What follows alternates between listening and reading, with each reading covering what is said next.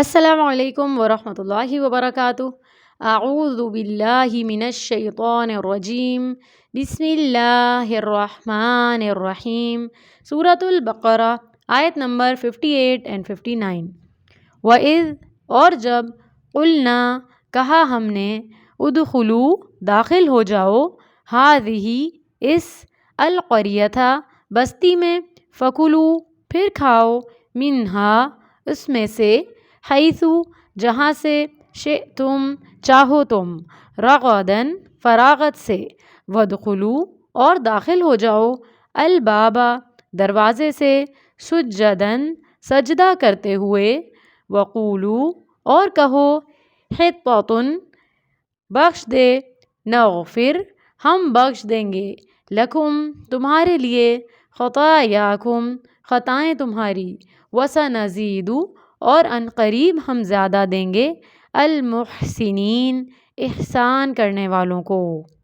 فبدل تو بدل ڈالا، الذین جنہوں نے، ظلموا ظلم کیا، قولا بات کو، غیر سوائے، الذی اس کے جو، قیلا کہی گئی تھی، لہم ان سے، فانزلنا تو اتارا ہم نے، علی الذین ان پر جنہوں نے، ظلموا ظلم کیا تھا، رجزاً عذاب، من السماء آسمان سے، بما بوجہ اس کے جو، کانوا تھے وہ، یفسقون وہ نافرمانی کرتے۔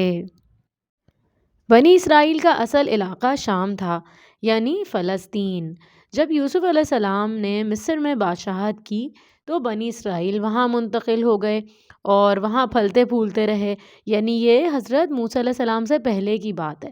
تو وہاں پر جب یہ آباد ہو گئے، پھر ایک وقت آیا کہ جب وہاں فرعون کی حکومت آ گئی، یا آل فرعون جو تھے، یعنی فرعون کی اولادیں، ان کی حکومت آ گئی وہاں۔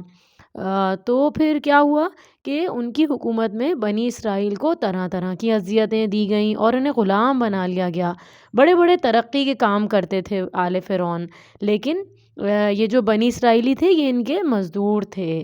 ایک وقت آیا کہ فرعون نے بنی اسرائیل کی نسل کشی شروع کر دی، یعنی کہ وہ ان کے بیٹوں کو مار دیتے تھے اور بیٹیوں کو زندہ رہنے دیتے تھے، یا پہلے پڑھ چکے ہیں۔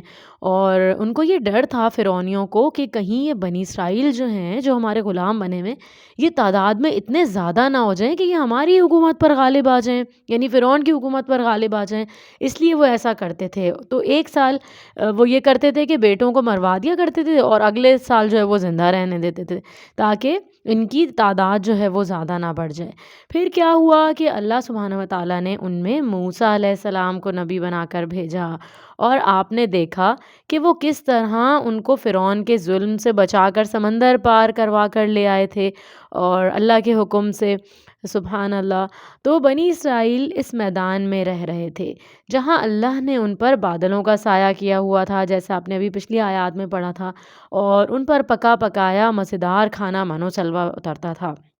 اللہ تعالیٰ نے ان پر بہت رحمتیں نازل کی، اور ان آیات میں یہ بتایا جا رہا ہے کہ پھر جب بنی اسرائیل کو حکم دیا گیا کہ اب واپس اپنی بستی میں داخل ہو جاؤ جہاں سے تم آئے تھے، یعنی فلسطین، تو جب وہاں داخل ہو تو وہاں جا کے تم جہاں سے چاہو کھاؤ پیو، لیکن داخل ہوتے وقت سجدہ کرتے ہوئے داخل ہونا، اور یعنی جھک کر داخل ہونا، اور حطۃ کہتے ہوئے داخل ہونا، کیونکہ آپ کو پتہ ہے کہ فلسطین ایک بہت ہی مبارک جگہ ہے۔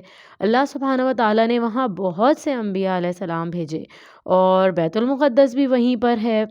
تو انہوں نے کیا کیا کہ انہوں نے نافرمانی کی جب یہ وہاں داخل ہو رہے تھے، اور زمین پر رگڑتے ہوئے شہر میں داخل ہوئے۔ اور آپ کو پتہ ہے کہ فلسطین جو ہے وہ ایک طرح سے نشیب میں واقع ہے، یعنی جیسے سلوپ ہوتے ہیں کئی، اور اس کے بیچ میں یعنی یہ واقع ہے، یعنی اس کے چاروں اطراف میں پہاڑ ہیں۔ تو اللہ تعالیٰ نے کہا تھا کہ رکوع کرتے ہوئے، یعنی جھکتے ہوئے داخل ہونا، اور حطۃ کہتے ہوئے داخل ہونا، اور اللہ تعالیٰ سے مغفرت مانگتے ہوئے داخل ہونا کہ یا اللہ ہمیں معاف فرما دے۔ تو اس سے ہم نے کیا سیکھا کہ جب اللہ تعالیٰ ہمیں بھی کوئی نعمتوں سے ہمیں نوازے اللہ تعالیٰ، تو ہمیں بھی اللہ تعالیٰ سے بہت زیادہ مغفرت مانگنی ہے کہ یا اللہ ہم تو اتنے گنہگار تھے، پھر بھی آپ نے ہمارے اوپر اتنا رحم و کرم فرمایا ہوا ہے۔